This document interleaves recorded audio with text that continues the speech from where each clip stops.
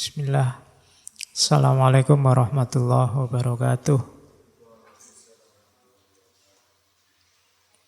Bismillahirrahmanirrahim.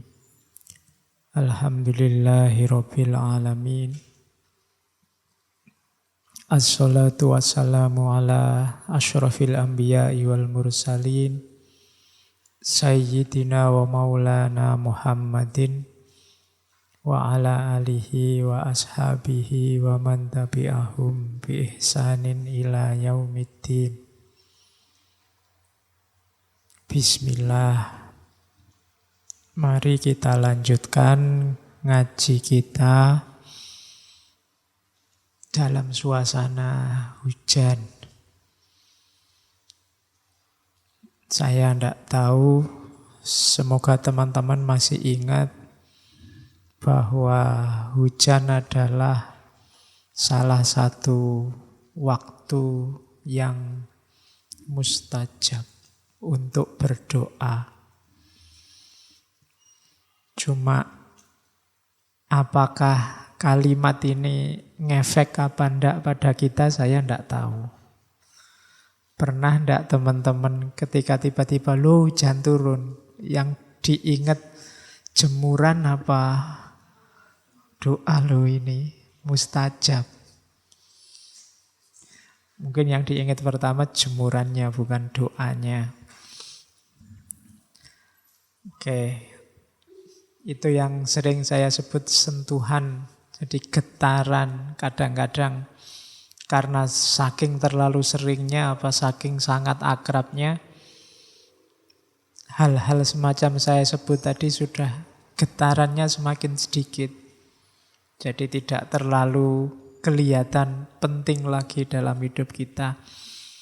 Itu gunanya kita kadang-kadang harus menjelajah kemana-mana biar getaran itu hidup lagi. Oke, ya termasuk ngaji ini. Ngaji ini tidak usah dinilai terlalu luar biasa. Ngaji ini ya salah satu di antara sekian banyak media cari ilmu di Indonesia. Apalagi di dunia. Mungkin ada jutaan forum-forum ilmiah. Ya ini cuma salah satunya. Dan karena yang menjalankan manusia biasa, pasti banyak juga keliru-kelirunya, salah-salahnya. Makanya ndak harus kemerungsung kalau ada yang ngeritik. Kalau mungkin yang saya omongkan 1, 2, 3, 4, 5 ada yang keliru. Biasa saja wong. Yang memang ini manusia. Dan sangat manusiawi kalau ada salahnya. Apalagi kita episodenya sudah banyak. Saya tidak tahu sudah nyampe 170 berapa, 180-an. Biasanya terus mulai ada orang berharap punya ingin ini, ingin itu sehubungan dengan ngaji ini. Kalau dulu awal-awal ngaji, yang penting melaku. Sekarang orang mulai ini dong, itu dong. Ada yang minta tema, ada yang minta fasilitas, ada yang macam-macam. Tidak masalah, manusiawi juga. Tapi kalau nggak bisa dipenuhi semua, ya manusiawi juga. Jadi itu yang harus diingat dari ngaji ini. Dan yang penting sering saya bilang, yang penting ngaji aja. Entah di sini untuk ngantuk. Saya tidak tahu 2, 3, 4 minggu ini hawanya ngaji memang ngantuk. Tapi tidak apa-apa, itu berarti Allah sayang sama kita. Kita dikasih ngantuk. Bayangkan kalau manusia tidak punya rasa ngantuk. Kamu lagi enak-enaknya gini, tiba-tiba langsung tidur. Itu lebih mengagetkan lagi. Alhamdulillah kita masih bisa ngantuk. Kamu lagi enak-enak naik motor, tiba-tiba tidur langsung ngorok. Itu kan lebih mengerikan lagi. Alhamdulillah kita ada ngantuknya. Kalau ada ngantuknya kan enak. Kamu bisa liar-liar, minggir-minggir ke belakang, terus berbaring. Lumayan. Kalau langsung ngantuk nanti tiba-tiba kamu jatuh di atas kopimu lah, luar biasa. Pekerjaan bagi takmir. Oke, bismillah ya. Kita mulai minggu kedua bulan ini masih di tema teologi pembebasan Islam. Rabu ini kita ketemu beliau kembali yang dulu pernah kita angkat waktu ngomong tentang Rausan Fikr. Saya lupa dalam tema apa saat itu. Seharusnya nanti Rausan Fikr itu satu skrup kecil, satu tema kecil dalam konsep besar kalau mau kita petakan teologi pembebasan Islamnya beliau Ali Syariati. Cuma karena sudah dibahas, ya nanti kita loncati yang tentang Rausan Fikr. Kita awali di tema yang lebih elementer, kemudian masuk ke teologi pembebasan, dan orang-orang yang mampu mengimplementasikan teologi pembebasan Islam itulah nanti yang punya gelar Rausan Fikr. Mungkin Ali Syariati pakai istilah Rausan Fikr untuk membedakan dengan kalangan intelektual yang lain termasuk ulama. Karena kata-kata ulama konotasinya intelektual. Agak jauh dari gerakan-gerakan pembebasan sosial. Kalau Rausan Fikr ada konotasi ke sana. Makanya dipakailah istilah Rausan Fikr. Yang istilah itu dari Al-Quran sebenarnya. Ar-rasikhuna fil ilm. Orang-orang yang mendalam dalam dunia ilmu. Dan saya tidak harus mengulangi lagi riwayat hidup beliau. Insya Allah hampir semua sudah kenal. Paling tidak pernah dengar. Ya namanya Ali. Ayahnya namanya Syariati. Makanya dikenal sebagai ahli Syariati. Nanti nama Syariati juga yang dipakai sebagai nama samaran ketika beliau berencana untuk tinggal di luar negeri karena merasa di dalam negeri terancam. Rencananya dia mau ke Amerika, mampir di Inggris dulu. Ke Amerika nengok anaknya. Cuma sampai di Inggris kedahuluan orang-orang yang tidak suka sehingga beliau akhirnya meninggalnya di Inggris. Dikabarkan serangan jantung. Meskipun ya ada banyak yang bilang ya sebenarnya itu korbannya Shah saat itu di Iran. Karena memang beliau ini sangat vokal. Sejak umur 17-an tahun sudah bareng ayahnya mendirikan partai oposisi yang sering kritik pemerintah. Terus dipenjara. Terus keluar, terus dapat beasiswa ke Perancis. Di Perancis juga jadi aktivis. Pulang dari Perancis dipenjara lagi. Terus keluar, terus melakukan aktivitas, mendirikan Husainiyah Irsyad dengan Murtado Mutahari dan kawan-kawan. Terus dipenjara lagi. Terus berencana keluar negeri tadi, namun akhirnya meninggal di Inggris. Lahir 1933, meninggal 1977. Berarti usianya muda, 44 tahun. Belum sempat nulis banyak. Yang sempat beliau tulis 2. Yang tentang haji sama saya lupa yang satunya. Kalau terjemahnya bahasa Indonesianya bukunya judulnya Padang Pasir. Yang terjemahan beberapa ada, tapi yang kita baca banyak bukunya di Indonesia itu hasil ceramah-ceramah beliau. Jadi itu sedikit pengantar. Kalau ingin kenal, baca sendiri bukunya. Biar kamu tidak menggantungkan dari ngaji ini, nanti dapat informasi macam-macam. Ya enak kamu, aku yang capek. Kamu tinggal dengerin aja.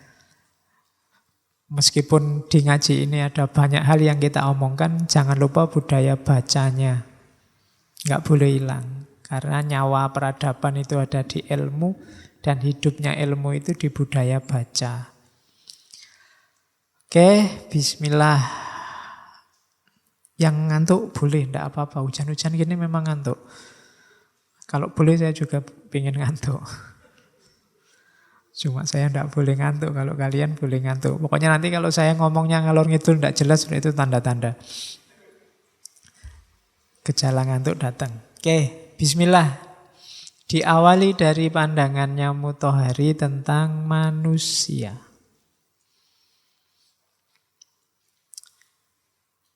Manusia itu ada 2 levelnya. Kita ambil dari yang simpel-simpel dulu. Ada level bashar, ada level insan.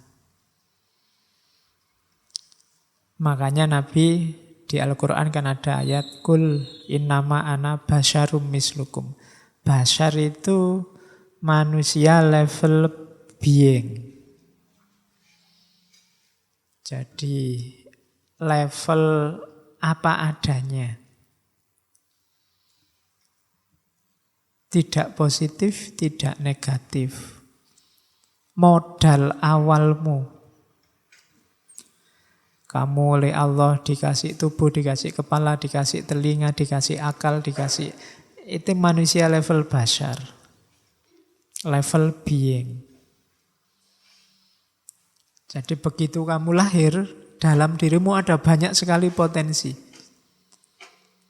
Ada akal, ada hati, ada emosi, ada roh, ada jasad, ada panca indera, kamu punya intuisi, punya imajinasi. Ini level basar. Nabi kayak kita di level ini. Yang dimiliki oleh Nabi sebagai manusia persis sama seperti yang kita miliki.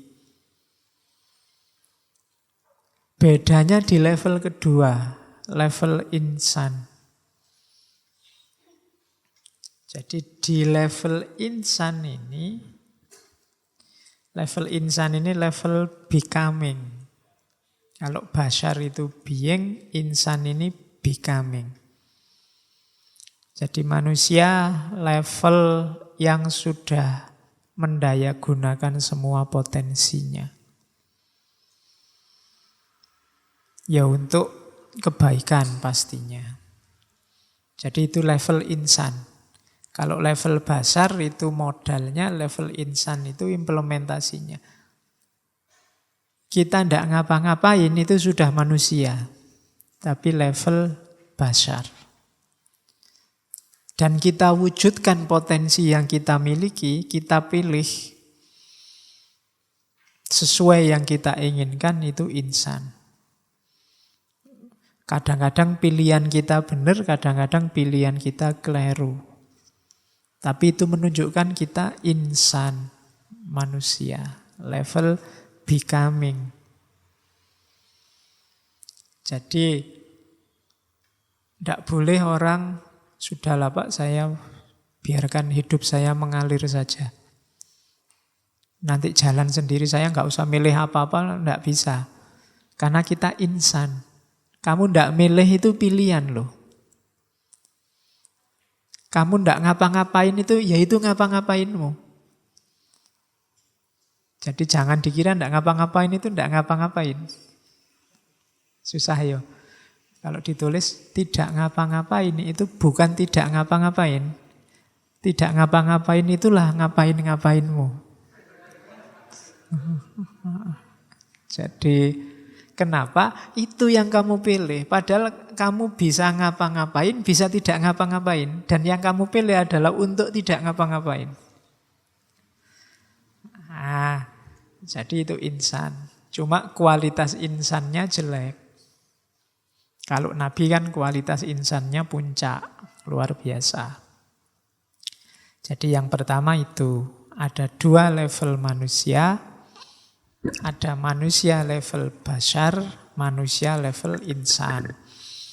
Ini wadahnya dulu kita omongkan manusianya sebelum nanti melakukan gerakan sosial. Nah, untuk jadi insan kita harus belajar falsafah sejak dari penciptaannya Adam. Nah, tadi di level basar itu kita punya dua variabel utama. Manusia itu diciptakan dari tanah, mintin, dari lumpur. Itu nanti aspek fisik kita. Cuma yang membuat kita istimewa bukan tanah itu, tapi wa nafakha fihi min ruhi. Ruhnya Allah yang ada dalam diri kita.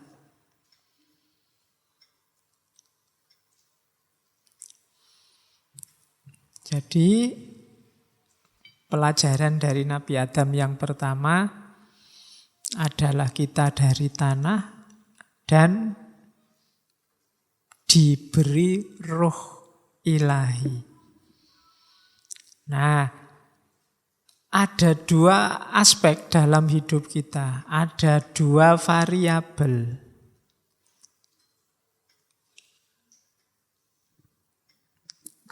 Di level basar saya bilang tadi, kita ini netral, tidak ngapa-ngapain. Begitu kita memanifestasikan potensi kita, nanti akan kelihatan gerakan kita itu progresif apa regresif. Progresif itu berarti kita bergerak menuju roh ilahi tadi. Ilaihi roji'un. Kalau regresif kebalikannya, kita menuju lumpur tadi.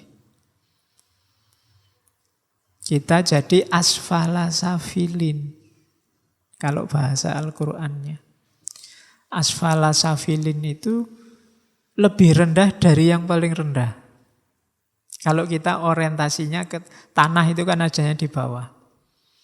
Jadi kita jadi insan itu boleh milih, tapi pilihan kita menentukan apakah kita nanti ahsanut takwim apa asfala safilin. Kalau gerakan kita progresif itu menuju Allah, berarti melakukan apapun, pilihan apapun yang kita buat dalam hidup kita, itu arahnya semakin dekat ke Allah, maka kita menuju makhluk terbaik, ahsanut takwim. Kalau sebaliknya, menjauh dari Allah menuju lumpur tadi, lempung tadi yang bahan bakar, yang bahan ciptaannya manusia, kita sedang mau menjadi asfala safilin. Itu filsafat pertama yang kita pelajari dari Adam. Makanya jasad ini kan sifatnya tanah, kotor. Kamu tidak mandi berapa hari kan kotor. Kalau tidak percaya ya kamu usap sendiri, kalau nggak mandi berapa hari kan mesti banyak tanahnya. Itu menunjukkan bahwa kejasadan berubah-ubah sementara dan tidak abadi. Itu kalau kita regresif, menuju ke materi. Tapi kalau menuju ke Allah, progresif, kita akan menjadi makhluk terbaik. Itu rumus. Jadi ada basar, ada insan. Cuma cara kita menjadi insan itu apakah progresif, apakah regresif. Kalau kita progresif, kita akan menuju ahsanut takwim. Kalau kita regresif, kita akan jadi asfala safilin. Nah, itu rumusnya. Saya tidak tahu kalian sudah bisa membaca dirimu sendiri apa belum. Gerakanmu selama ini itu progresif apa regresif? Kiblatnya materi apa kiblatnya Allah? Cara paling gampang muhasabah, ukurlah sehari-hari yang lebih sibuk, yang lebih sering menghuni kepalamu hal apa? Duit, IP, ijazah, absen, apalagi? Apa motor baru, apa jodoh, apa? Itu nanti kelihatan berapa prosentasenya Allah, berapa prosentasenya materi. Kalau lebih banyak materinya, harus agak hati-hati, jangan-jangan kendaraan kita menuju ke menuju mundur, regresif. Regres itu kan mundur. Kita mau jadi lempung lagi, jadi lumpur lagi. Tapi kalau Allahnya lebih banyak, loh saya kuliah itu enggak ijazahnya Pak nomor 1, ijazah cuma efeknya. IP cuma efeknya. Nomor 1 ilmunya. Kenapa ilmu? Ya karena Allah nyuruh saya nyari ilmu, simpelnya begitu. Itu bagusnya begitu. Cuma kan nanti kelihatan apakah ijazah dan nilai itu posisinya di pinggir apa di tengah, kamu sendiri yang ngerti kalau kamu jujur. Oke. Milih mana? Paham materi tapi nilainya jelek, atau tidak terlalu paham tapi nilainya bagus kalau kamu kuliah. Ya milih paham nilainya bagus, mesti ngono.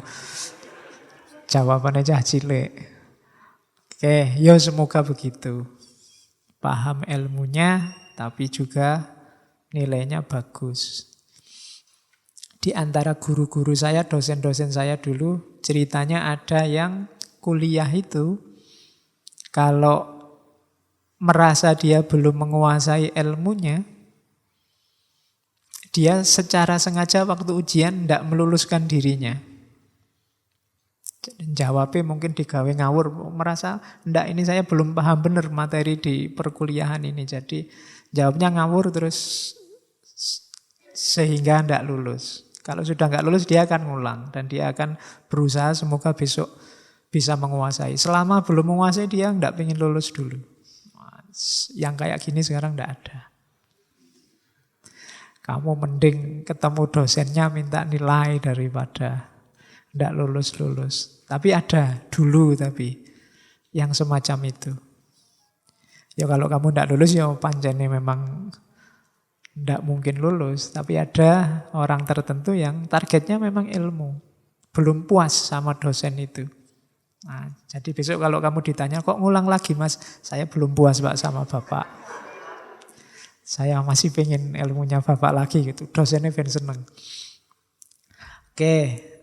Itu falsafahnya Adam yang pertama. Falsafah ciptaan yang kedua adalah ketika Allah wa 'allama Adamal asma'a kullaha. Ini petunjuk bahwa biar kamu tidak salah pilih, biar gerakanmu tidak regresif tapi progresif, kuncinya ilmu. Adam dibekali oleh Allah dengan ilmu. Wa 'allama Adamal asma'a kullaha. Yang itu tidak diberikan pada para malaikat. Sehingga ketika para malaikat komplain, Allah ngetes para malaikat, coba kamu jelaskan. Dan malaikat bilang, ya kalau tidak engkau ajarkan, ya kami tidak tahu. Terus menunjuk Adam. Adam ceritakan. Adam bisa cerita karena Adam sudah diceritain oleh Allah. Sudah wa 'allama Adamal asma'a. Menurut saya ini dasarnya saya bolak-balik bilang ilmu itu dari Allah. Kalau Allah tidak ngajari, kalau Allah tidak ngasih, ya kita tidak dapat. Adam itu bisa cerita karena Allah memang sudah ngajari duluan. Malaikat yang tidak diajari tidak bisa. Nah, keunggulan Adam dengan asma, dengan ilmunya inilah yang membuat malaikat terus diperintahkan untuk bersujud. Jadi sujudnya para malaikat menunjukkan keunggulan makhluk yang namanya manusia. Itulah humanisme katanya Ali Syariati. Dan kuncinya ada di mana? Kuncinya ada di ilmu. Tadi wa 'allama Adamal asma'a kullaha. Nanti dalam filsafat ada aliran spiritual yang mencoba melacak al-asma, ilmu yang diwariskan dari Nabi Adam turun-temurun lewat sanad sampai ke para tokoh-tokoh tertentu. Beberapa kali saya sebutkan. Termasuk Nabi Idris yang dikenal sebagai Hermes, termasuk Pitagoras, termasuk nanti ada silsilahnya, termasuk belakangan ingin dihidupkan lagi oleh Said Hussein Nasr dengan Saintia Sakranya. Atau hari ini sering dikenal sebagai perennialisme, kebenaran yang pasti, yang abadi. Yang itulah dulu al-asma'akullaha. Katanya begitu. Tapi yang jelas pelajaran dari falsafah penciptaan Adam adalah bashar dan insan tadi, biar insannya ahsanut takwim, modalnya ilmu. Gerakannya progresif. Terus, maka perjalanan hidup manusia itu dari being menjadi becoming. Kamu sesuatu, kayak lagunya Syahrini itu, sesuatu kamu itu. Cuma jangan berhenti di sesuatu. Kamu harus berlanjut dengan menjadi. Kalau kamu tidak menjadi, ya macet. Tidak berkembang, karena manusia punya tugas becoming. Lebih sempurna, ilaihi roji'un. Bergerak menuju kesempurnaan. Jadi dari being menjadi becoming. Modalnya apa? Kesadaran diri, kehendak bebas, dan kreativitas. Ini tiga-tiganya syaratnya sudah jelas, ilmu. Kesadaran diri itu kamu paham posisimu, peran sejarahmu, kondisi hakikat sosial individualmu. Itu menuntut kesadaran diri. Kamu butuh pengetahuan. Kemudian kehendak bebas juga kamu butuh pengetahuan, karena kamu butuh tahu apa saja yang membelenggumu. Dan yang ketiga, kreativitas. Kreativitas itu kemampuan untuk mencipta, memproduksi, mengembangkan. Kalau tidak ada kreativitas, kamu tidak akan becoming, tidak akan lahir dirimu yang baru. Jadi butuh kesadaran diri, kehendak bebas, dan kreativitas. Dan itulah bekal sebenarnya yang harus kita miliki untuk becoming. Dengan tiga bekal inilah kita nanti jadi khalifah di muka bumi. Itulah tantangannya Allah pada kita. Jadi dari being menjadi becoming. Kita diundang oleh Allah untuk berubah dan mengubah. Jadi untuk jadi semakin baik dan membuat dunia ini semakin baik. Itu tugas kita. Caranya kenali dirimu, bebaskan dirimu, dan kreatiflah. Nah, itu modal-modalnya. Jadi ilmu tadi berarti kita pakai sebagai bekal untuk berubah ke arah yang lebih baik. Itulah progres tadi. Oke, terus. Nah, puncaknya, ini baru dasarnya ya sebelum menuju teologi pembebasan. Kita kalau sukses dari awal tadi jadi insan, kita progres, jadi ahsanut takwim tadi, punya kreativitas, kehendak bebas, dan kesadaran, kita akan jadi manusia teomorfis. Manusia ideal. Jadi manusia teomorfis itu ya pokoknya manusia yang progresif. Yang menang atas lumpur dan menomorsatukan ilahi. Nah, itu namanya manusia teomorfis. Cirinya tadi, kesadaran diri, kehendak bebas, dan kreativitas. Ditambah lagi, yang dia pegangi apa? Kebenaran, kebaikan, dan keindahan. Jadi orang hidup itu ya butuh benar, juga butuh baik, juga butuh indah. Ini tiga hal seolah-olah misah tapi sebenarnya jadi satu. Yang benar itu pasti baik. Yang baik itu pasti indah. Silahkan kamu buktikan sendiri. Baik indah dirasakan maupun indah dilihat. Tidak ada kebenaran itu yang tidak baik. Dan tidak ada kebaikan yang tidak indah. Indahnya sedekah. Oh itu kan indah. Padahal sedekah itu kan kebaikan. Tapi kamu bisa ngomong bahwa itu keindahan. Kebenaran juga baik. Sholatlah sehari 5 kali itu kan kebenaran. Tapi itu kan juga sekaligus kebaikan. Puasalah sekaligus kebaikan juga untuk hidup kita. Jadi kebenaran, kebaikan, dan keindahan ini pilarnya. Untuk kebenaran kita butuh pengetahuan, untuk kebaikan kita butuh akhlak, untuk keindahan kita butuh seni.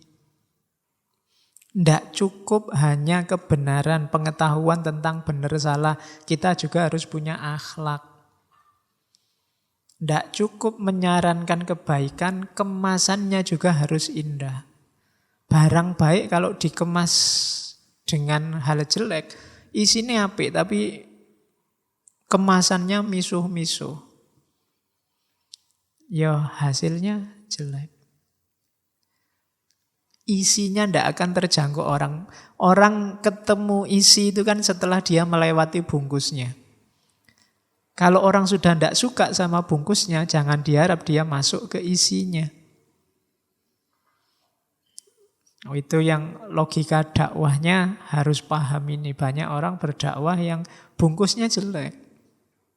Sehingga orang malas sudah untuk masuk lebih dalam ke isinya. Maka bungkuslah dengan indah. Dan lakukan dengan akhlak, etis, baru orang akan ketemu kebenarannya. Kalau bungkusnya sudah kotor, sudah jijiki, ya orang tidak akan ketemu isinya. Oke, kalau kamu, saya itu sebenarnya suka kebersihan kok Pak, tapi kamu tidak pernah mandi. Loh, aslinya loh Pak, saya suka kebersihan. Tidak, kelihatan kamu kotor, tidak pernah mandi, tidak indah. Jadi bungkus itu menentukan.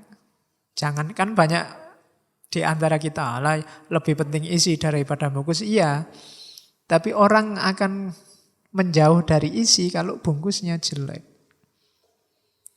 Pak, mutiara sekalipun kalau dibungkus kotoran tetap dia mutiara. Iya, mutiaranya tetap mutiara. Tapi orang begitu lihat kotoran, males mendekat. Tidak dianggap dalamnya ada mutiaranya. Jadi penting. Makanya butuh pengetahuan, butuh akhlak, butuh seni. Seni itu ya kalau pidato namanya retorika. Jadi kemasan-kemasan yang indah. Tidak apa-apa kamu dakwah pakai lagu, pakai puisi, pakai yang indah-indah biar orang tertarik terus menengok isinya. Itu yang dulu dilakukan para wali songo di Indonesia. Dan kombinasi tiga hal ini kalau bisa kita wujudkan menunjukkan kita manusia yang teomorfik. Jadi manusia ideal. Nah, manifestasinya apa? Manusia ideal itu ya dialah Abdullah dan sekaligus Khalifatullah. Mengabdi pada Allah sepenuh hati sekaligus menjalankan amanat jadi khalifah di muka bumi juga sepenuh hati. Itulah manusia teomorfik. Tidak sibuk hanya mengabdi pada Allah urusan vertikal, tapi juga ngopeni lingkungan sekelilingnya, urusan horizontal. Itulah manusia teomorfik, Abdullah dan sekaligus Khalifatullah. Jadi tadi diawali dari bashar insan, puncaknya adalah manusia teomorfik. Itulah yang diinginkan oleh Ali Syariati. Pertama-tama bangunlah dirimu dulu sebelum memberontak. Sebelum nasihati orang, sebelum meluruskan orang lain. Karena banyak di antara kita yang dirinya sendiri belum beres. Tapi mencoba untuk membereskan orang lain. Nah, itu kan biasanya terus jadi sumber masalah. Makanya bereskan dulu keinsanan, kebasyaranmu. Baru ayo melakukan manifestasi aktivitas-aktivitas sosial yang membebaskan. Oke, kalau ini beres, kita akan jadi manusia semacam ini nantinya. Itu kalimatnya dari Ali Syariati. Cuma ini kalau dibaca enak, didengarkan enak. Cuma diwujudkan rodo abot. Iya. Tapi tidak apa-apa, kita tuju ke situ. Jadi manusia yang akalnya senantiasa berpikir filosofis, tapi tidak membuatnya terlena atas nasib manusia. Filsafat, filsafat. Ning ojo mangan filsafat terus. Juga butuh makan nasi. Juga butuh peduli lingkungan sekelilingmu yang jangan-jangan tidak bisa makan nasi. Jadi level berpikirnya filosofis tapi peduli terhadap lingkungan. Keterlibatan politik tidak membuatnya demagog dan riak. Tidak membuatnya angkara murka dan pamer.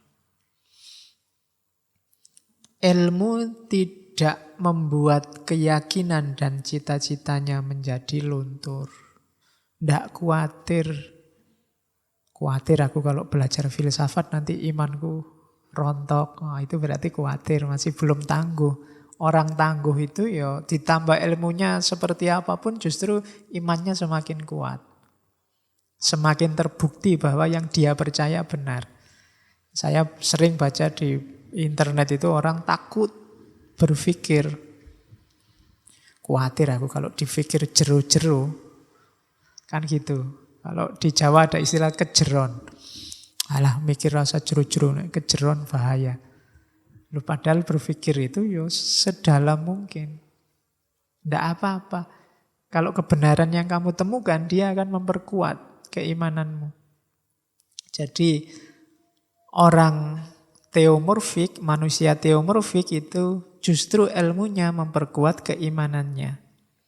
Dan keyakinannya tidak menumpulkan akalnya dan mengurangi logikanya, deduksi logisnya. Jadi meskipun dia beriman, tapi akalnya juga tetap jalan. Itu manusia teomorfis. Terus kesalehan tidak membuatnya menjadi petapa yang tak berdaya. Soleh, alim, bukan berarti terus kamu menjauh dari dunia, mengandalkan sumbangannya orang untuk hidup. Tidak begitu. Nunggu dibelas kasihani orang, tidak begitu. Jadi kesolehan tidak membuat kita manja. Sudahlah, pasrahkan yang dunia semua pada Allah kita. Tidak begitu. Kesolehan tetap membuat kita aktif, tidak menarik diri dari dunia.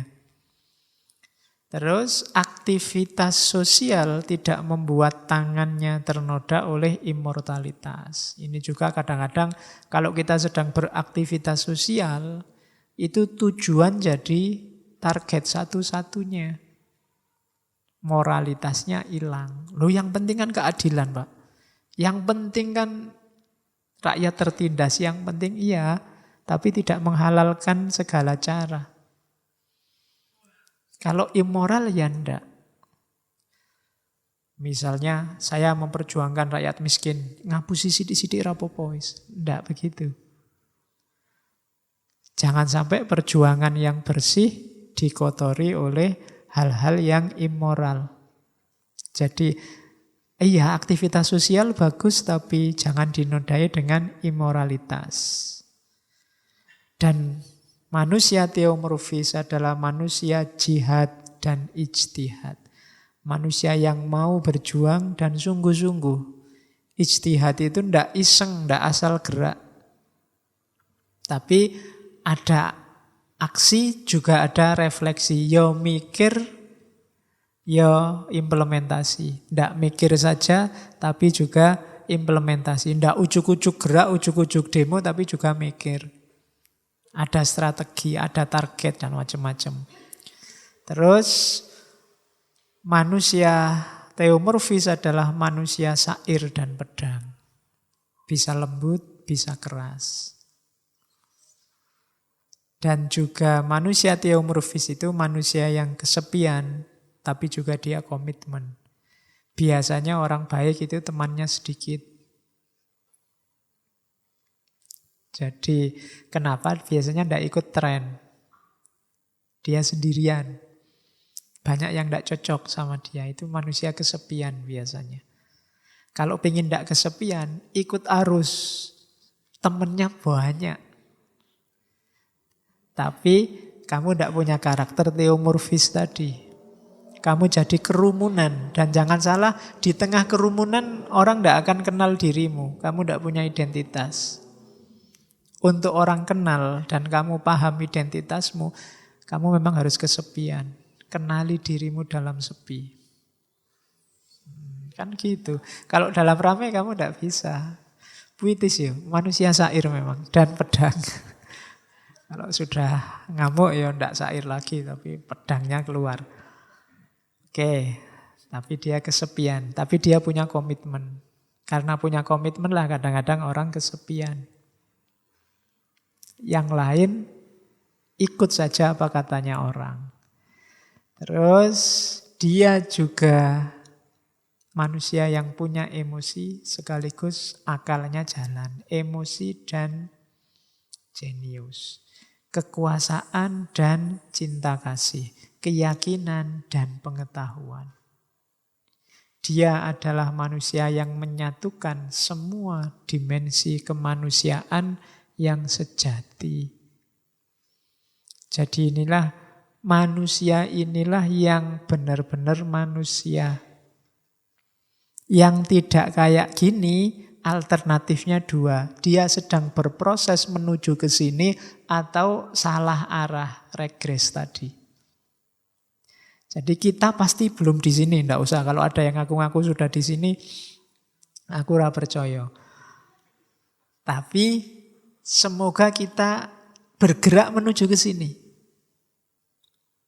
Jangan sampai kita ada di jalur sebelahnya.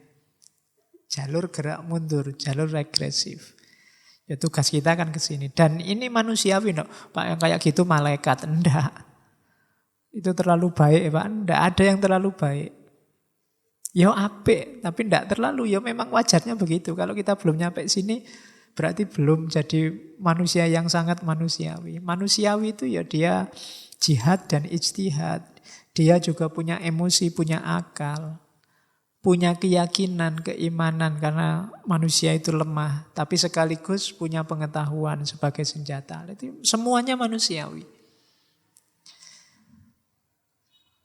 Lah kadang-kadang kita salah pakai istilah manusiawi. Dianggapnya yang salah-salah itu yang manusiawi. Bohong misalnya. Loh Pak, manusia itu kan manusiawi Pak, bohong. Loh, iya, dulu memang oleh Allah manusia dikasih potensi untuk bisa bohong. Tapi jangan salah, Allah juga ngasih potensi untuk jujur. Kamu bisa bohong, bisa jujur. Kamu tinggal milih. Nah, pilihan manusiawi yang baik itu yang jujur. Dua-duanya manusiawi. Tapi kita sering yang kita anggap manusiawi itu yang jelek-jelek. Gitu loh. Ya manusiawi lah Pak, masih muda, salah-salah dikit. Loh iya, memangnya yang muda gak bisa baik? Bisa. Cuma kita selalu pakai dalih-dalih untuk yang manusiawi itu mesti sing elik-elik. Oke. Ada yang tanya ke saya, Pak Faiz, kok sama mahasiswi jarang mau salaman? Jawabannya susah itu. Padahal aku ya enggak, kadang-kadang ya salaman aja. Cuma karena ditanya ya tak, apa iya ya saya begitu. Cuma waktu itu tak jawab, apa Pak Faiz enggak anu tuh, enggak, ya mau-mau aja. Cuma saya itu manusiawi. Karena manusiawi itu ya khawatir ya.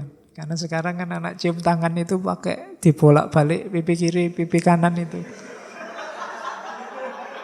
Iya weh. Aku mengerikan kalau mahasiswi cium pipi kiri, pipi kanan. Kalau terus-terusan karena saya ingin lagi. Jangan-jangan dan alasannya manusiawi. Jadi karena manusiawi maka ya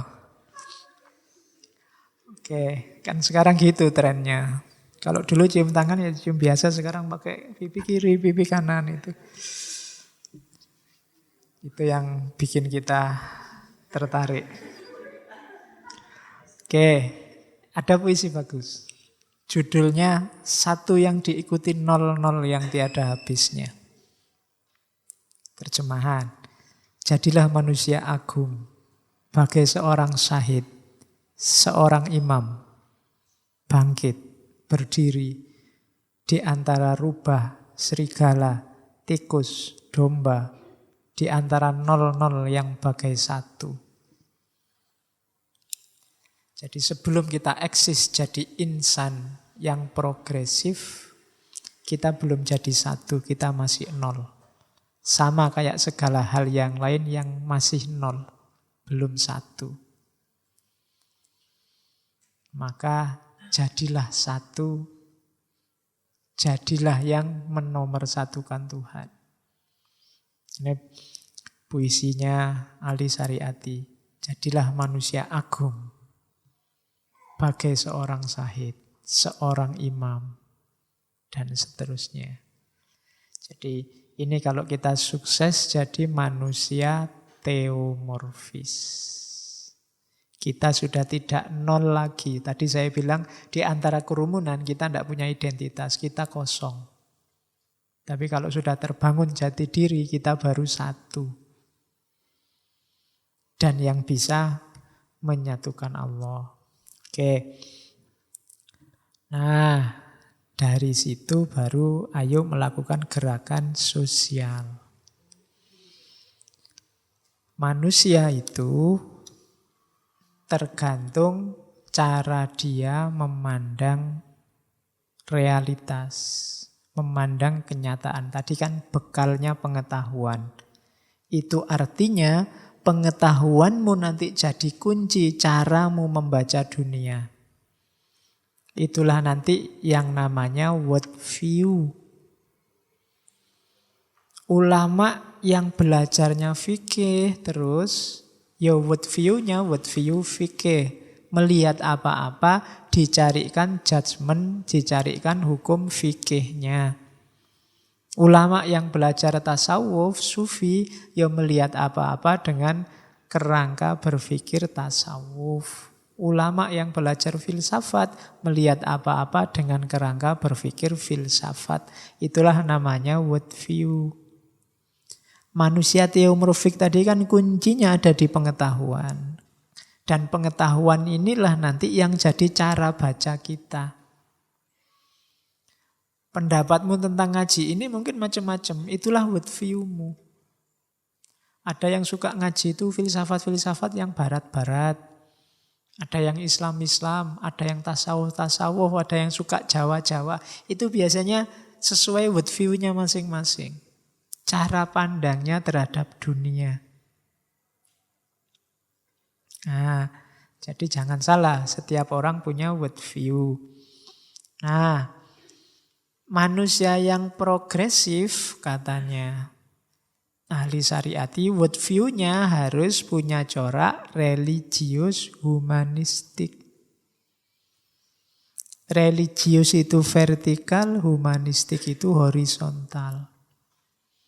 Dia terus berusaha menyempurnakan dirinya ke atas, ilaihi roji'un, mengallah, bahasa Jawane, bahasa Indonesianya mengalah. Ya kan? menuju Allah terus, memurnikan diri sampai Allah, tapi sekaligus menyempurnakan dirinya sebagai manusia yang bertanggung jawab sosial sebagai khalifah. Jadi kita ini menuju kesempurnaan. Tidak ada manusia yang sempurna, tapi setiap manusia harus mencari dan menuju kesempurnaan. Baik kesempurnaan vertikal menuju Allah maupun kesempurnaan horizontal, pemenuhan tanggung jawabnya sebagai khalifah. Pandangan dunia semacam ini namanya pandangan dunia religius humanistik. Beda sama Barat. Kalau orang Barat ngertinya humanisme tok. Tidak ada religiusnya. Karena kebanyakan Barat ateis, sekuler, deistik dan yang sejenis itu. Tapi kalau Islam kan kita punya gerak tambahan ke atas. Gerak kita tidak cuma gerak horizontal. Maka worldview-nya seorang Muslim itu worldview yang religius humanistik. Oke, terus ya, agak cepat aja biar selesainya lebih cepat.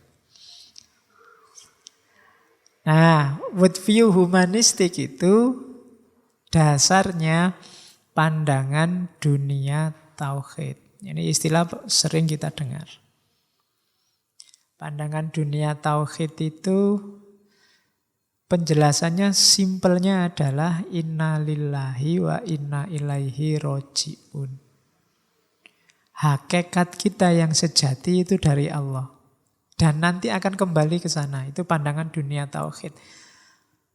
Maka semua peristiwa, semua momen dalam hidup kita harus kita maknai inna lillahi wa inna ilaihi roji'un. Kalau tidak membantu kita ilaihi roji'un berarti menjauhkan kita, itu gerak regresif tadi. Ngaji ini membuat kita inna lillahi enggak? Kuliahmu membuatmu innalillahi wa inna ilaihi roji'un. Semuanya harus mendukung gerakan ilaihi roji'un. Melihat apapun harus dibaca, ini mendukung untuk ilaihi roji'un apa enggak. Melakukan apapun harus dimaknai, ini membuat kita ilaihi roji'un apa enggak. Pandangan semacam ini namanya pandangan dunia tauhid. Inilah yang disebut tauhid. Tidak cuma syahadat. Manifestasi lisannya memang syahadat. Tapi implementasinya bil jawarih itu melakukan segala sesuatu dalam rangka kembali pada Allah. Jadi apapun yang kita lakukan, ayo dinilai. Ini membuat kita semakin dekat ilaihi, itu kan menuju Allah. Berarti parameternya apa? Semakin dekat sama Allah. Kalau yang kita lakukan membuat kita tambah dekat sama Allah, berarti kita sudah on the right track. Nah, ini pandangan dunia tauhid namanya. Ya apapun aktivitasmu, mulai bangun tidur sampai tidur lagi. Berarti aktivitasmu cuma tidur. Kan bangun tidur, tidur lagi. Tiap hari. Tapi tidurmu itu bisa ilaihi roji'un, bisa menuju lumpur. Tergantung. Kamu memaknainya. Kayak ngaji ini, jangan salah, jangan dianggap ngaji ini memang baik. Tapi begitu niatmu keliru, dia jadi kendaraanmu menjauh dari Allah. Harusnya dia kendaraan mendekat ke Allah. Tapi begitu kamu salah niat, salah tujuan, salah setting, ya dia justru jadi kendaraan untuk menjauh dari Allah. Misalnya bikin kamu gaya, bikin kamu merasa pinter. Saya sudah katam filsafat apa saja, Barat, Timur, Islam, Jawa, tanya, sapal aku misalnya. Loh itu dia malah jadi kendaraanmu jauh dari Allah. Padahal harusnya tidak begitu. Ngerti ilmu banyak, itu harusnya semakin kamu dekat sama Allah. Tapi kok malah bikin kamu merasa besar, merasa penting, merasa dicari banyak orang, dia akhirnya malah jadi kendaraanmu untuk semakin jauh dari Allah. Nikah itu harusnya bikin kamu dekat sama Allah, tapi begitu salah setting, salah niat, salah ngaturnya, dia bisa justru membuat kamu jauh dari Allah. Jomblo juga begitu. Loh iya, kamu ndak laku itu, ya bahasa kasarnya kan gitu, cuma dihaluskan jadi jomblo. Ndak lakumu itu bisa loh jadi kendaraan semakin dekat. Alhamdulillah ya Allah, saya ndak disibukkan dengan lawan jenis, jadi saya bisa. Loh, kan ada contohnya, Robiah Adawiyah itu jomblo sampai tua. Tapi kan bikin dia semakin dekat sama Allah. Tapi ya bisa juga kamu salah memposisikannya sehingga bikin dia kendaraanmu untuk jauh sama Allah. Bikin kamu sumpek, stres, males-malesan, gak bisa ngapa-ngapain. Nah, itu kendaraan menjauh dari Allah. Bikin kamu cari pelampiasan yang aneh-aneh, download film lah, lihat inilah, lihat itulah, ya wes. Dia kesendirianmu jadi kendaraanmu menjauh dari Allah. Padahal harusnya dia bisa semakin mendekatkanmu ke Allah. Cara hidup semacam ini itu cara hidup yang dilandasi pandangan dunia tauhid. Inilah yang dimaksud Allah nomor satu. Jadi tauhid itu bukan menomorsatukan Allah. Dalam arti Allah kamu posisikan sebagai nomor satu. Enggak. Karena kamu posisikan apa enggak, ya Allah selalu dan sudah nomor satu. Tapi kamu implementasikan keyakinanmu bahwa Allah nomor satu itu dalam kehidupanmu sehari-hari. Kalau yang vertikal berarti kamu tidak menyembah apapun, tidak menomorsatukan apapun selain Allah. Yang horizontal, segala aktivitasmu adalah dalam rangka semakin dekat dengan Allah. Itulah namanya pandangan dunia tauhid. Nanti yang jadi dasar teologi pembebasan. Itu kalimatnya Ali Syariati.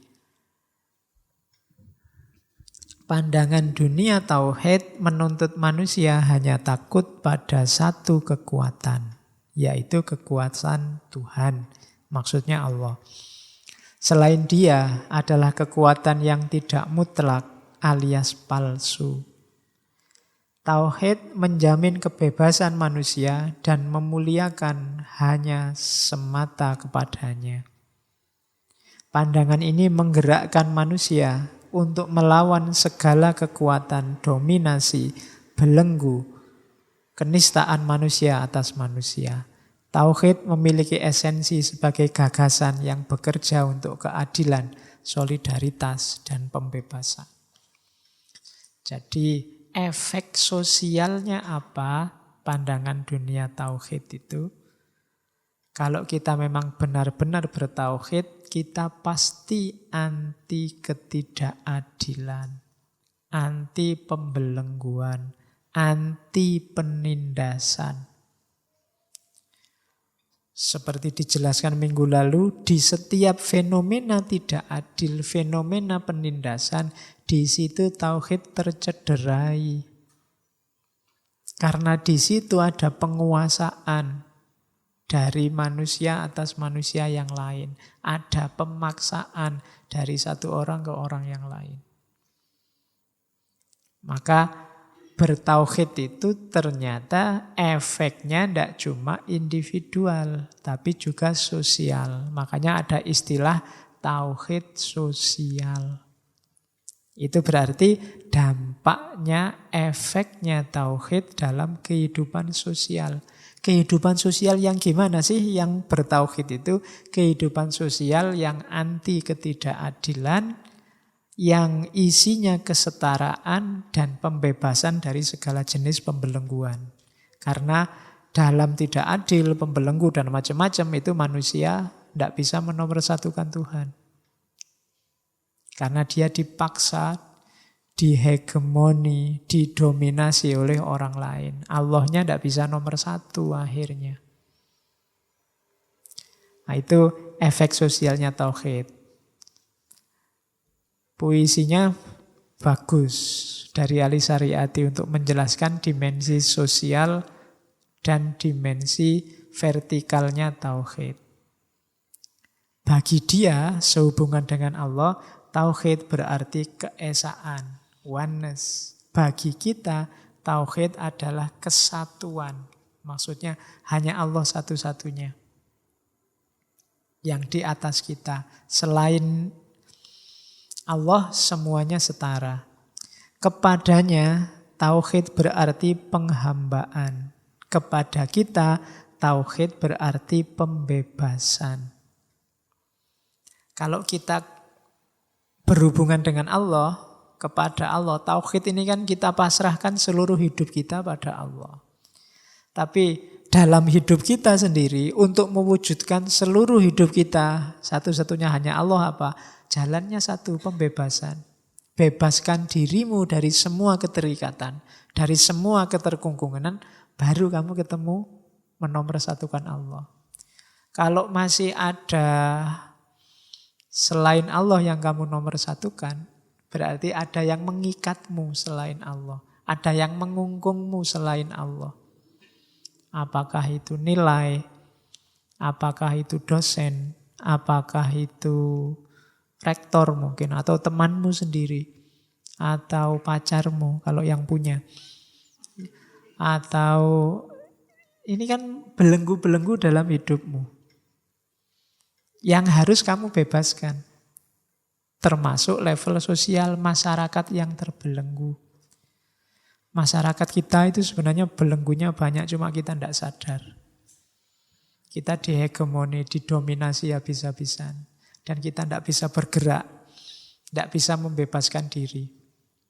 Nah itu juga harus jadi lahan jihad dan ijtihad kita. Karena kalau tidak begitu, kita tidak bisa tauhid sepenuhnya. Untuk dia tauhid adalah pemujaan tanpa syarat. Untuk kita tauhid adalah persamaan tanpa kelas. Jadi pada Allah beribadah la syarika lahu. Tidak ada syarat, tidak ada sekutu. Dan di antara kita semua, kita ini setara. Maka bebaskan dirimu dari semua yang membelenggu tadi. Membebaskan diri bukan berarti terus dibuang ya. Wah berarti pacar mengganggu Pak, tak buang. Hati-hati. Uang membelenggu tak buang. Atau jangan-jangan istri membelenggu buang. Tidak begitu. Tapi jangan membelenggumu itu aja. Untuk menomorsatukan Allah. Ajak kerjasama. Jadi kalau dibikin diagram, diagramnya segitiga. Kita sama yang lain sejajar. Dan bareng-bareng menomorsatukan Allah. Jadi tidak saling mendominasi, tidak saling menghegemoni, apalagi menzolimi. Kalau ada gejala kezoliman, gejala penguasaan, penghegemonian, harus kita perjuangkan biar segala kezoliman ini hilang. Jadi tidak memusuhi orangnya, tapi memusuhi fenomenanya. Kalau sudah beres, semua sadar setara, kecuali yang tidak mau disadarkan, barulah kita bareng-bareng menomorsatukan Allah. Rumusnya begitu. Jadi perjuangan tauhid itu. Untuk Allah pemujaan tanpa syarat, untuk kita persamaan tanpa kelas. Baru tauhidnya setara. Nah, untuk merealisasikan semua yang di atas tadi, kita butuh yang namanya ideologi. Mungkin kemarin bisa ditengok lagi ngaji sesi Louis Althusser. Jadi berarti apa? Kita butuh gagasan-gagasan, pandangan-pandangan yang sistematis untuk mewujudkan semua yang dijelaskan di depan tadi. Caranya bagaimana, step-stepnya bagaimana, langkahnya seperti apa, dan lain sebagainya. Itulah nanti yang disebut ideologi. Dan setiap peradaban melakukan itu. Ini untuk yang kesekian kalinya. Jadi ideologi itu bukan sesuatu yang mengerikan. Di Indonesia konotasinya agak negatif dan mengerikan karena bayangannya mesti PKI kalau ngomong ideologi. Enggak. Kita punya rancangan, kita punya struktur, kita punya gagasan-gagasan untuk diwujudkan sekaligus step-step yang harus kita tempuh. Itulah ideologi. Kalau tidak ada ideologi, perjuangan kita ngawur nanti. Kita tidak terkonsep. Maka pandangan dunia tauhid jadi visinya, ideologi nanti jadi misinya. Itu kalau kelembagaan. Ada visi, ada misi. Dan jangan salah katanya Lisariati, peradaban-peradaban itu kalau kita ingin mengenali peradaban kan kita kenalnya dari ideolog-ideolognya. Kalau kita belajar kebudayaan Cina ya kan mesti kan Lao Tse atau Konfusius. Kalau kita belajar India kan Upanishad, Weda. Kalau kita belajar Persia kan mesti arahnya ke Iran untuk paham world view-nya orang Persia, paham world view-nya orang Cina. Jadi Lao Tse, Konfusius. Dari situ kan, oh Cina itu kayak gitu. Kalau dari Jackie Chan apa Jet Li kan enggak bisa. Kamu ngerti ini gelut dok, tawuran aja. Tapi kan enggak. World view-nya ada di Lao Tse. Ada di Konfusius. Orang Cina itu tangguh sekali ya. Teman-teman Tionghoa. Bisnisnya, usahanya. Mereka punya sistem etik yang luar biasa yang dulu pernah kita kaji. Konfusianisme. Beda sama beberapa aliran kita, misalnya di Islam ada Jabariyah yang serba pasrah. Sementara kalau di sana, Konfusianisme itu kan taktis terus lebih mendunia. Jadi lebih kemasuk akalannya ada. Jadi itu yang bikin peradaban Cina luar biasa, kebudayaan Cina luar biasa. Nah orang melihatnya di situ. Kalau saya ngomong Indonesia mungkin bayangannya orang ya Soekarno, nasionalisme ya Pak Karno. Kalau pembangunan ya Pak Soeharto. Kalau kan begitu orang. Itu kan ideolog-ideolognya mereka. Yang merumuskan misinya mereka. Negara ini mau dibawa kemana mereka. Dulu zaman Pak Harto ada GBHN. Garis Besar Haluan Negara. Nah itu kan ideologinya itu. Ya meskipun agak kaku tapi orang tahu besok kita mau dibawa ke sana. Meskipun cara membawanya juga sering beberapa kali ada masalah. Tapi kita tahu mau dibawa kemana. Itu ideolog. Hari ini kita Indonesia yang agak bingung nyari ideologi. Maunya sih Pancasila. Tapi dulu zaman Pak Harto Pancasila ditafsirkan rigid, kaku, pakai P4. Karena Pancasila itu prinsip-prinsip general. Nah besok ini mumpung waktunya pilkada banyak pimpinan-pimpinan baru, nggak usah nagih macam-macam deh, dia punya ideologi apa. Pandangan dunianya seperti apa, itu menentukan. Pandangan dunianya Pak Anies sama Pak Ahok pasti beda. Buktinya cara mimpinnya beda, cara mengelolanya beda. Itu kan menentukan. Lah kamu cocoknya sama yang mana, kan begitu. Tidak harus kesusu program. Karena kalau kamu tanya programnya paling ya dihapusi.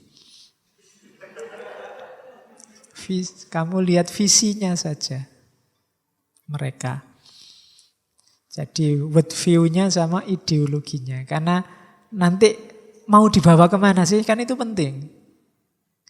Oke lah sekarang Indonesia membangun macam-macam. Pertanyaan selanjutnya mau dibawa kemana? Seandainya sudah selesai semua terus ngapain lagi? Kan gitu harus jelas. Pada akhirnya sekian ratus tahun lagi kita maunya jadi apa? Nah, itu harus jelas. Itu ideologi namanya. Kalau yang besar-besar susah, yang kecil-kecil harus punya. Ngaji ini meskipun saya nggak matok apa-apa, untuk dirimu sendiri harus kamu patok. Saya tidak selamanya di Jogja Pak, mumpung saya di Jogja, ngaji ini mau saya manfaatkan untuk A, B, C, D. Kamu atur sendiri, kamu rancang sendiri untuk dirimu. Nah, itu namanya ideologi. Saya Pak kuliah tak target sampai umur lama-lamanya 25 lah Pak. Kalau tidak lulus-lulus berarti saya tidak bakat kuliah. Saya rancangannya terus dagang, setelah itu, nah itu namanya punya visi. Tidak, alah Pak lulus ya lulus, kalau enggak ya disabar-sabari aja di jalanan. Enggak begitu. Yo ideologi pandangan dunia with view kayak tadi loh. Mungkin enggak terrealisasi 100%, tapi kamu punya visi, punya arah yang dituju. Meskipun nanti pada puncaknya arah utamanya ya tetap ilaihi roji'un. Tapi kamu punya step-step strategi menuju ke sana. Nah, itu ideologi. Tahapannya kalau belum punya ideologi, tahapannya yang pertama ya pahami dirimu dan lingkunganmu. Terus yang kedua evaluasi. Apakah memang sudah seharusnya begitu atau ingin seperti apa? Kalau sudah, strateginya bagaimana untuk menuju ke sana? Itu caranya bangun ideologi. Tadi saya suruh dirimu, berarti bacalah dirimu, kondisi objektifmu sekarang seperti apa? Kondisi, kayak mata pelajaran itu kondisi sosial, ekonomi, politik, pribadi. Kamu rancang sendiri kondisimu kayak gimana, kamu analisis. Setelah itu, apakah sudah puas hanya kayak gini? Kalau belum, inginnya bagaimana? Kamu tulis. Untuk ekonomi, saya puas Pak. Selama ini cuma minta dan ternyata tidak perlu capek-capek dapat uang. Untuk urusan pribadi kurang puas Pak. Karena sampai semester 14 ini yang ngelirik satu aja tidak ada. Untuk urusan, ini namanya merancang. Terus saya inginnya 2 semester lagi lulus, setelah itu S2 apa S3. Kemudian waktu saya daftar S3 ini kalau bisa sambil nyari-nyari, jadi begitu diterima langsung kawin. Kemudian ini namanya rancangan. Ideologi, harus punya ini. Strateginya terus gimana? Untuk menuju biar pas waktu S2 bisa kawin, berarti sekarang harus mengumpul kok kawin, nikah. Nanti kamu beda lagi tafsirannya kalau saya ngomong kawin. Bisa nikah berarti mulai sekarang harus mengumpulkan modal, mengumpulkan uang, menyiapkan mental dan macam-macam. Secara mental saya harus bisa ini, menguasai ini dulu. Secara fisik, ekonomi saya harus punya uang sekian, sekian. Nah, ini namanya merancang hidup. Jangan asal. Dulu saya pernah ada mahasiswa itu, kayaknya maunya kayak gini, tapi ketika ditanya tidak paham. Karena anak ini tidak pernah sholat. Sudah lama itu kalau ditanya, lu sampean itu kok tidak sholat kenapa? Wah, saya pencarian ini Pak. Kayaknya pencarian. Ya wis tak terima pencarian. Sekarang tak tanya, yang kamu cari apa? Ya kan harus jelas pencarian itu nyari apa. Loh kalau pencarian tidak jelas yang dicari, lebih ya terusan. Kan begitu. Yang kamu cari apa? Yang kedua, caramu nyari bagaimana? Kan harus jelas juga. Kalau sudah jelas nyari apa, cara nyarinya kan juga harus jelas. Kalau nggak jelas orang lain nggak bisa bantu, nanti kamu hidupmu nggak karu-karuan terus, harus jelas. Terus ukurannya kamu sudah nemu apa belum, apa. Kalau nggak ada ukurannya Pak, lah ya susah. Nanti janjinya wis ketemu, tapi karena kamu nggak punya parameter sudah ketemunya apa. Saya itu cuma ingin tenang, bahagia Pak. Like tiap hari wis cengenges ngerokok, gitaran. Kok masih nyari hidup tentrem kayak gimana lagi? Ya kan? Ini namanya terstruktur, nggak asal. Yo padune males sembahyang, alasannya pencarian.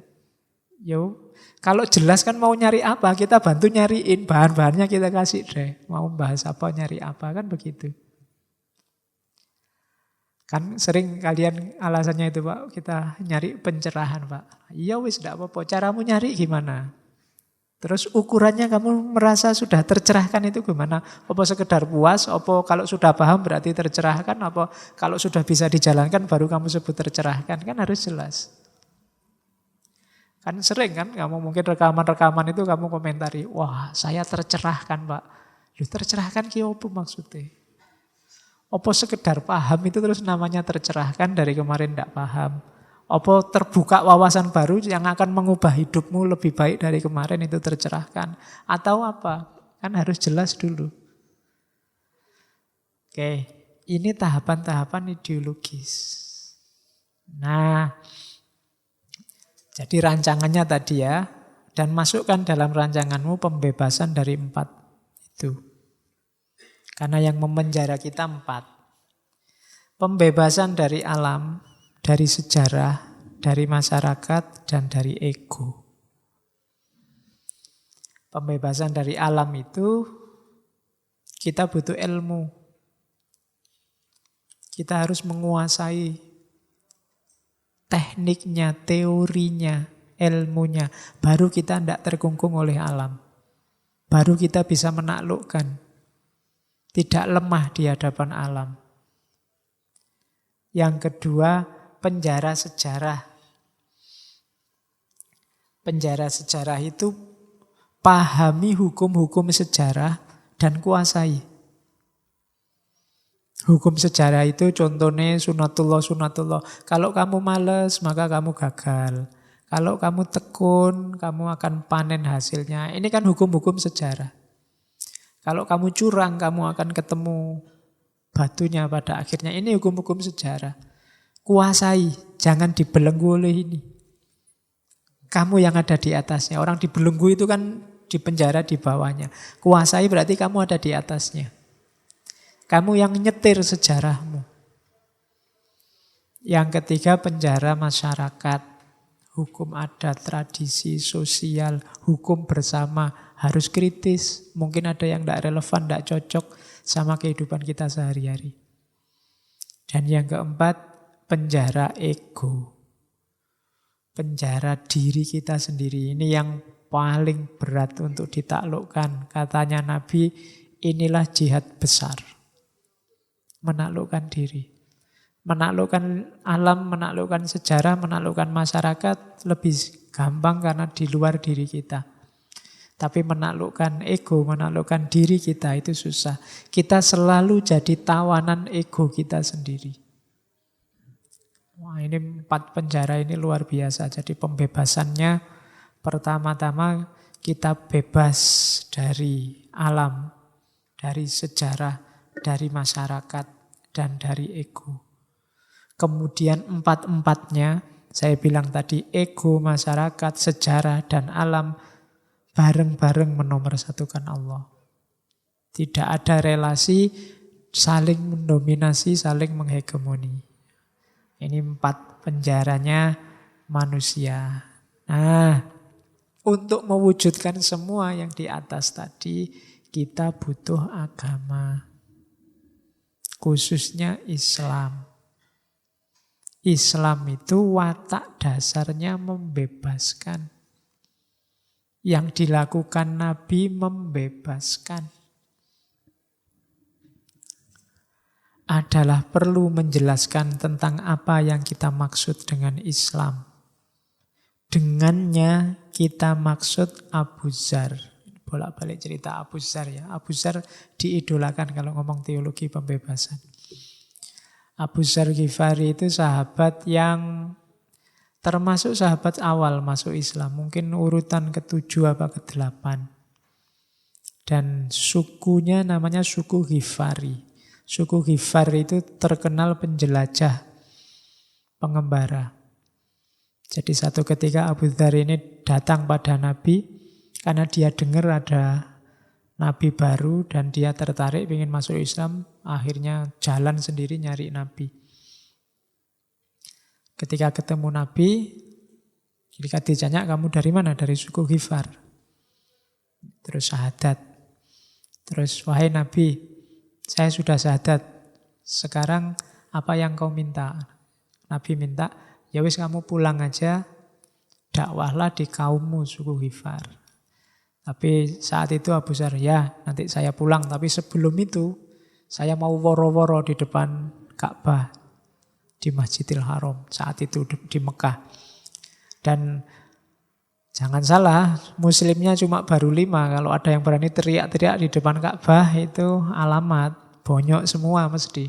Dan Abu Dzar terang-terangan bilang, wahai musyrikin Mekah, saya sekarang muslim. Wah, langsung datang semua dipukuli, tidak masalah.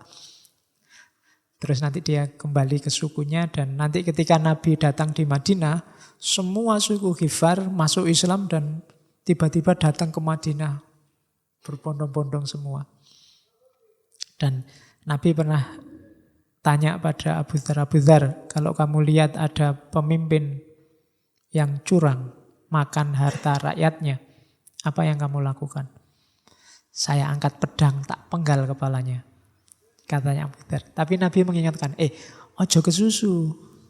Bersabarlah kalau kamu bisa. Dan tunggulah sampai kamu ketemu aku. Maksudnya sabaro sampai mati. Dan Abu Dzar memenuhi perintah Nabi, tapi tetap amar ma'rufnya luar biasa. Jadi setiap ada penguasa yang zalim, dia akan teriak-teriak mengingatkan meskipun tidak ngangkat pedangnya. Dan ini jadi blunder karena dia sering dipukuli. Gara-gara itu. Dan akhir hidupnya sama seperti kata-katanya Nabi, kamu lahir sendirian, masuk Islam sendirian, dan nanti meninggal juga sendirian. Jadi Abu Dzar ini tinggal di padang pasir di pinggiran Madinah sendirian sama istrinya. Waktu mau meninggal, istrinya ini nangis. Katanya Abu Dzar, lah kok kamu nangis? Kenapa? Enggak, kamu mau meninggal sendirian dan kita enggak punya kain kafan untuk bungkus kamu. Katanya Abu Dzar, tenang saja. Satu ketika Nabi pernah bilang bahwa nanti ada sahabatku yang meninggal sendirian dan dikafani oleh sekelompok umat beriman yang datang. Dan benar begitu Abu Dzar meninggal, tiba-tiba ada kafilahnya Abdullah bin Mas'ud lewat dan ngopeni jenazahnya Abu Dzar. Itu perjuangannya Abu Dzar. Dia sakit-sakitan karena sering dipukuli oleh penguasa. Karena dia koordinatornya demo pada penguasa yang zalim pada zamannya saat itu. Cuma ya kalau sesama yang tidak zalim ya dia bagus. Dan Abu Dzar ini gentle, kalau salah ngaku salah. Ada cerita satu ketika para sahabat ini rundingan, Nabi tidak ada. Di antara yang berunding ini ada Bilal. Abu Dzar usul, wah ini pasukan ini bla bla bla bla. Dibantah oleh Bilal. Abu Dzar marah, kamu orang hitam berani-berani bantah aku. Di sini ada yang hitam enggak? Jadi kamu budak hitam berani-berani bantah aku. Bilal tersinggung. Bilal, tak wadulke Nabi. Bahasa Indonesia ini diwadulke apa? Saya adukan pada Nabi. Terus mengadu pada Nabi. Abu Dzar kaget. Waduh, diwadukan Nabi, dimarahin. Terus Abu Dzar datang pada Nabi. Cuma begitu datang ke Nabi dimarahi sama Nabi. Abu Dzar, perilakumu masih kayak perilaku jahiliyah. Wah, nangis Abu Dzar. Pokoknya dia lari-lari nyari, kemudian nguber Bilal, kemudian di telapak kaki, bekas telapak kakinya Bilal ditaruh kepalanya. Wahai Bilal, injaklah kepalaku. Aku orang yang hina, engkaulah orang yang mulia. Terus gitu. Yo nggak diinjak sama Bilal kok. Berdiri dirangkul, terus katanya Bilal, pipi semacam ini tidak untuk diinjak, tapi untuk dicium. Oke.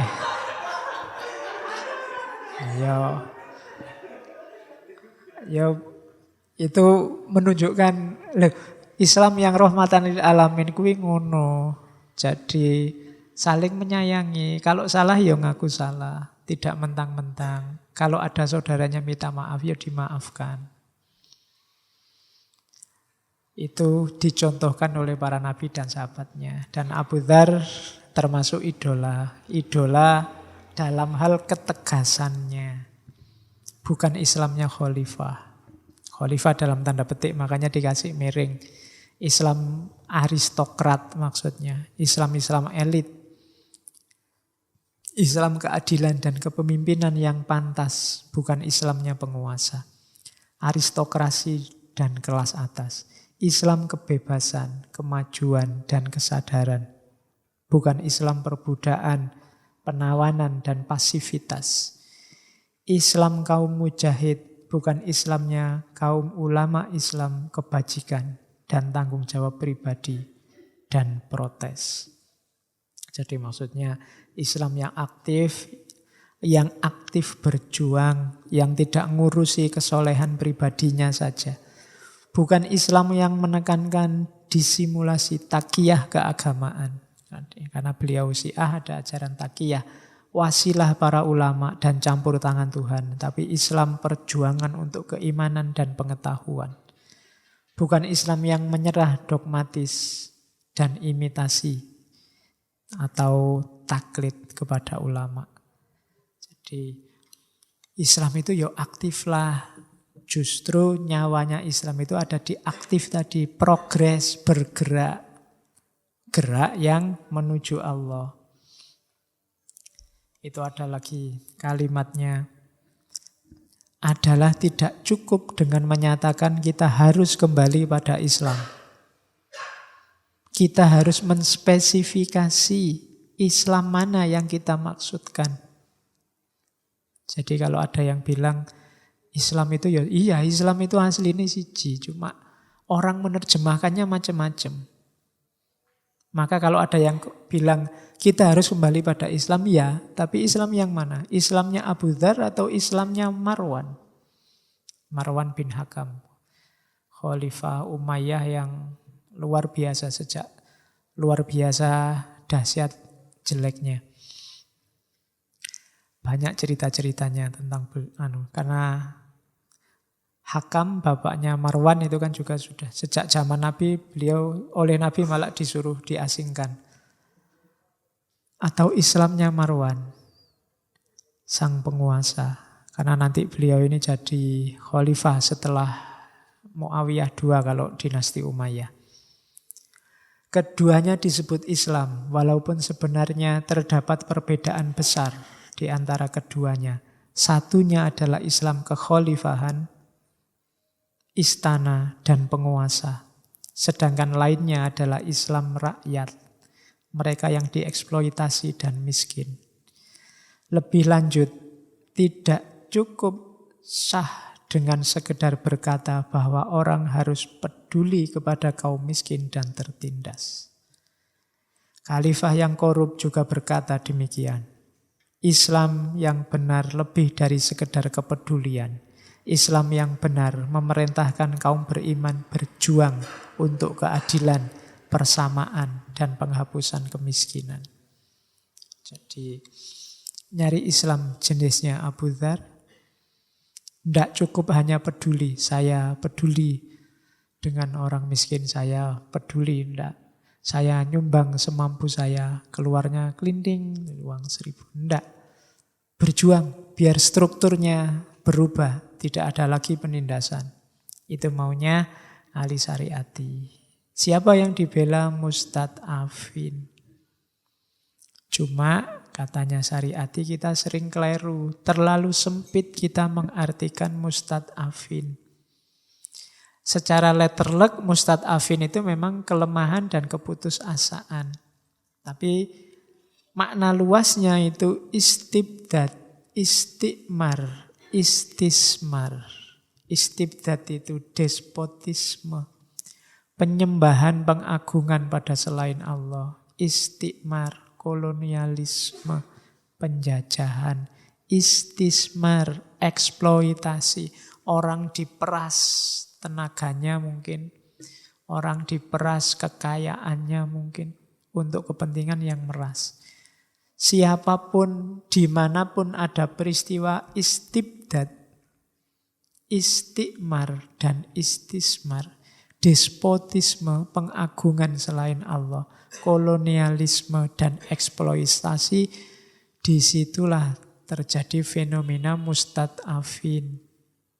Belalah. Itu maunya Syariati. Setiap kali rakyat dibiarkan lemah secara ekonomis, itulah eksploitasi namanya. Kalau rakyat dibiarkan lemah secara politis, itu namanya despotisme. Kenapa rakyat harus lemah secara politik? Biar orang-orang itu yang jadi pimpinan terus. Atau dibiarkan lemah secara nasional, yaitu namanya kolonialisme. Atau dibiarkan lemah secara kultural, itu pelumpuhan, istid'af tadi, pelemahan. Entah dalam satu bidang ini atau gabungan beberapa di antaranya, maka terjadilah istid'af. Dan korbannya namanya mustad'afin. Jadi, kalau rakyat dibiarkan lemah secara ekonomi, terjadi fenomena istid'af. Itulah bahasa ilmiahnya eksploitasi. Kalau rakyat dibiarkan lemah secara politik sehingga mereka bingung nyari pemimpin yang baik, tidak bisa, terpaksa harus orang-orang itu, terjadi peristiwa istid'af. Itulah namanya despotik. Kalau rakyat diperas di negaranya sendiri, dijajah, dibelenggu kebebasannya, itulah kolonialisme. Kalau rakyat dieksploitasi secara kultural sehingga mereka lemah, itulah pelumpuhan. Dan semuanya namanya mustad'afin. Islam yang sejati di antara tanggung jawab kekhalifahan tadi, selain gerak vertikal, ini loh yang harus kita perjuangkan. Nah, analoginya siapa? Perjuangan Habil melawan Qabil. Habil itu kelompok yang tertindas, yang sepanjang sejarah diperbudak oleh Qabil. Bagi yang baca ceritanya Nabi Adam pasti ngerti. Sejarah pembunuhan pertama dalam kisahnya manusia. Nah, Qabil ini penindas. Habil ini orang yang lemah, tertindas, bahkan sampai tewas. Jadi perjuangan melawan penindasan itu analoginya perjuangannya Habil melawan Qabil. Kayak gimana perjuangannya Habil? Yaitu perjuangan yang dilakukan para nabi. Kalau di ahli syariat ya contohnya perjuangannya Nabi Ibrahim, Nabi Musa, Nabi Isa, Nabi Muhammad. Itu kan tipe-tipe pembebas semua. Dan mereka bukan kalangan aristokrat. Ibrahim, Musa, Isa, Muhammad itu kan lahir dari rakyat. Yang kemudian berjuang melakukan pembebasan. Ibrahim itu malah anaknya tukang batu yang bikin patung. Nabi Musa kebetulan dibuang di sungai, kebetulan diangkat jadi anak angkatnya Fir'aun. Tapi nanti kan melawan Fir'aun karena darahnya memang darah rakyat. Isa apalagi, Isa lahirnya di Bethlehem. Nabi Muhammad, yatim piatu sejak kecil, penggembala kambing, semua dari rakyat. Ummi terjemahannya. Jadi muncul dari kalangan rakyat biasa, rakyat jelata yang ummi dan nanti melakukan perjuangan pembebasan. Itulah yang dilakukan oleh Nabi. Musuhnya siapa? Musuhnya 4 klaster. Fir'aun, Haman, Korun, dan Bal'am. Fir'aun itu penguasa yang korup, penindas, merasa benar sendiri. Haman itu intelektual, ilmuwan, teknokrat. Cuma ilmunya dipakai untuk mendukung Fir'aun. Korun, hartawan kapitalis, rakus, menghisap kekayaan rakyat. Atau Ba'lam, Ba'lam ini agamawan, pendeta zaman itu. Cuma agamanya dipakai untuk mendukung Fir'aun, mendukung penguasa yang korup, status quo. Itulah 4 klaster musuhmu yang dilawan oleh para nabi di zamannya masing-masing. Kalau Al-Quran kan mencontohkannya Fir'aun dan kawan-kawan semua itu kan. Fir'aun, Haman, Korun, Bal'am. Jadi kalau ada raja yang korup, penindas, kalau ada ilmuwan yang melacurkan ilmunya untuk penguasa yang korup, kalau ada hartawan yang menghisap rakus, dan kalau ada agamawan yang melacurkan agamanya untuk kepentingannya sendiri kepada raja, lawanlah. Itulah tugasmu. Karena efek dari 4 orang itu pasti lahir kalangan namanya mustad'afin. Orang-orang yang dilemahkan, eksploitasi dan lain-lain tadi. Itulah yang harus kita perjuangkan. Itulah teologi pembebasan Islam versi Ali Syariati. Kemiskinan sejatinya bukan semalam tanpa makan, tapi sehari tanpa berpikir. Cie-cie tapi kamu yo.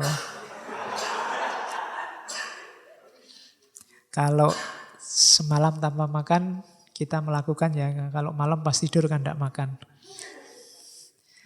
Tapi sebelum malam kita makan banyak. Sehari tanpa berpikir. Ini quote dari Ali Syariati. Jadi tidak usah galau kalau duitmu untuk makan habis. Galaulah kalau kamu tidak bisa mikir, pikiranmu buntu. Sehari tanpa mikir. Lebih harus digelisahkan. Kenapa? Ya tadi eksistensimu sebagai insan itu kuncinya ilmu. Dan ilmu itu nyawanya ada di berpikir. Terus itu ada lagi. I am amazed that how salam is always the first word to start a meeting, but in prayer it is the end word. Maybe it means the end of prayer is the start of a meeting. Ini tadi urusan vertikal horizontal. Aku heran, kenapa sih salam itu selalu jadi kalimat pertama dalam pertemuan, percakapan, obrolan, urusan dunia. Tapi kalau sholat, dia kalimat terakhir. Kan kalau sholat kamu awalnya kan bukan salam. Kalau kamu sholat awalnya salam bisa dipukuli. Assalamualaikum, kan enggak gitu. Sama kayak zaman dulu saya KKN, ada teman KKN.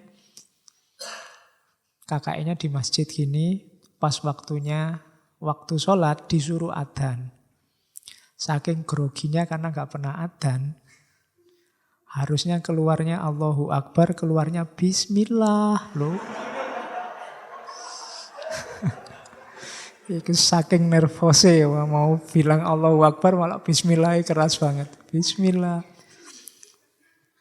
Oke, nah maybe katanya Ali Syariati, berarti berakhirnya urusan kita sama Allah dimulainya urusan kita sama manusia. The start of a meeting. Jadi yo ojo urusan ke sana terus. Sekarang ganti urusan khilafah, nanti mana yang mustad'afin, mana yang harus dibela dan lain-lain. Jadi itu pendapatnya Syariati. Ini pakai bahasa Indonesia ya. Dimanapun kau dapati seorang budak lelap tertidur, segera ambil seember air dan sebatang rotan. Siram wajahnya agar ia tersentak dan terbelalak. Berikan rotan itu. Katakan kepadanya, siapa yang telah memperbudakmu? Merdekalah, cambuk dan usir siapapun yang menjualmu. Ini untuk kalian juga cambuknya, sama airnya. Kita itu kadang-kadang diperbudak tapi tidak sadar.